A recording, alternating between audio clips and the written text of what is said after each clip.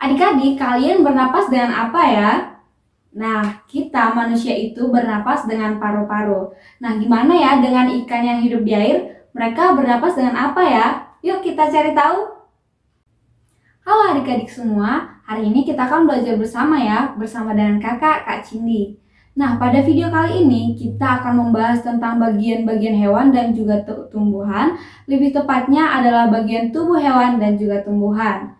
Nah, seperti yang kita ketahui bahwa di dunia ini terdapat banyak sekali hewan. Ada kucing, ada gajah, ada ikan, ada anjing, dan lain-lain. Tapi pada video kali ini kita akan membahas bagian tubuh hewan dari 4 hewan saja nih. Ada hewan apa saja sih Kak? Nah, hewan itu yang pertama ada kadal, kemudian ada kucing, ikan, dan juga burung. Nah, yang pertama kita akan membahas tubuh dari si kadal dulu, oke? Nah, kadal ini ternyata terdiri dari kepala, kemudian badan, dan juga memiliki alat gerak. Nah, pada kepala kadal terdapat mata. Mata ini gunanya untuk apa? Nah, mata ini gunanya untuk melihat. Kemudian terdapat mulut. Mulut ini gunanya untuk apa? Nah, mulut ini gunanya untuk makan, gitu ya. Kemudian yang kedua ada badan kadal. Badan kadal ini terdiri dari ekor, kemudian ada dada dan juga ada perut. Nah, yang ketiga itu ada alat gerak. Alat gerak kadal ini berupa kaki, di mana pada kaki ini terdapat cakar. Ingat, kaki itu fungsinya untuk berjalan, gitu ya. Nah, cakar ini untuk apa pada kadal? Cakar ini fungsinya adalah untuk mencengkram mangsa, gitu ya. Oke, sekarang bagian hewan yang kedua nih, yaitu kucing. Ternyata pada kucing ini terdapat bagian tubuh kucing yang terdiri dari kepala, di mana kepala kucing ini terdapat telinga, mata, hidung, dan juga mulut ya.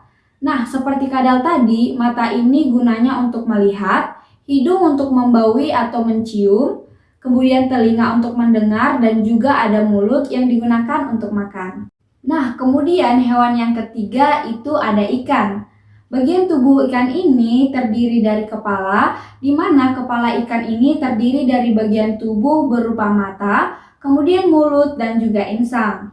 Nah, mata ini digunanya untuk apa? Sama seperti mata hewan-hewan lainnya, yaitu untuk melihat, mulut untuk makan, dan juga insang untuk bernafas, gitu ya.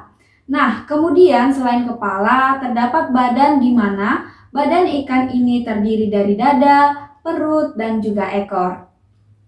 Selain itu, ada alat gerak lain nih. Alat gerak si ikan ini berupa sirip. Nah, siripnya ada di mana sih?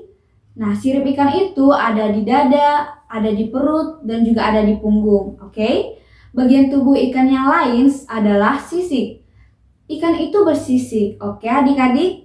Ingat, kalau ikan itu bernafas bukan dengan paru-paru, berbeda dengan hewan mamalia seperti kucing tadi, tetapi ikan itu bernafas dengan insang. Kemudian hewan yang keempat dan hewan yang terakhir akan kita bahas nih. Hewan apa sih itu?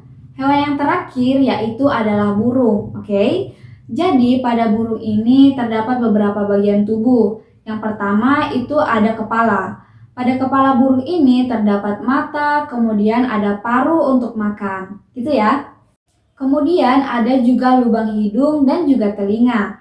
Nah, selain ada bagian tubuh kepala, burung juga memiliki bagian tubuh badan.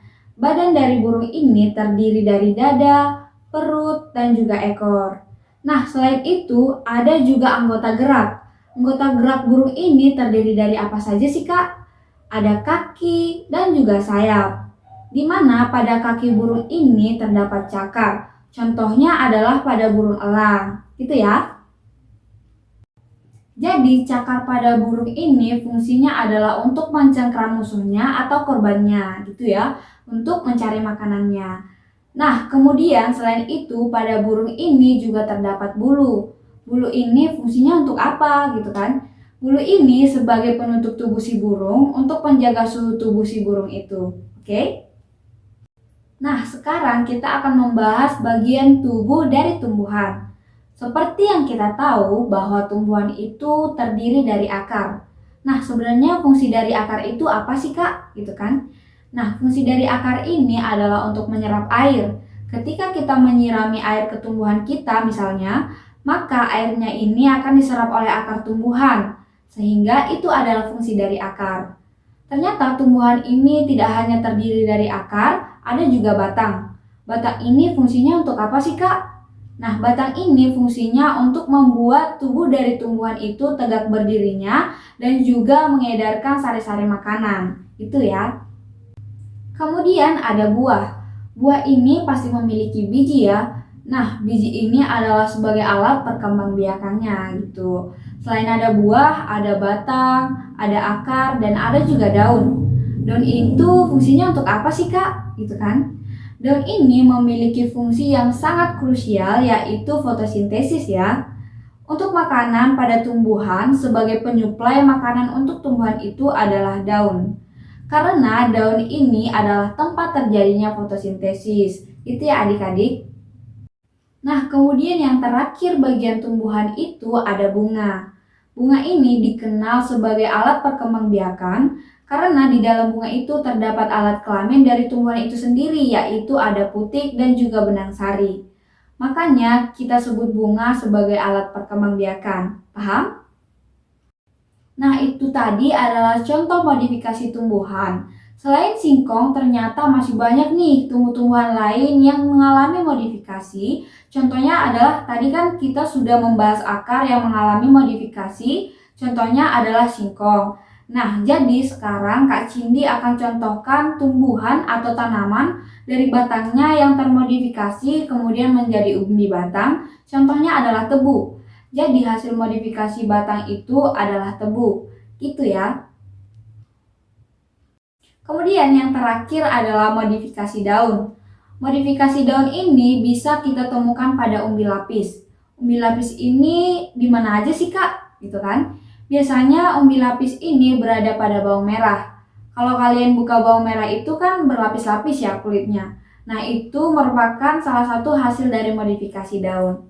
Oke, bagaimana nih adik-adik? Sudah bisa membedakan ya yang mana bagian-bagian tubuh dari hewan, yang mana bagian-bagian tubuh dari tumbuhan. Baik, sampai di sini pembahasan kita pada video kali ini. Semoga bermanfaat dan sampai jumpa kembali adik-adik. Bye-bye.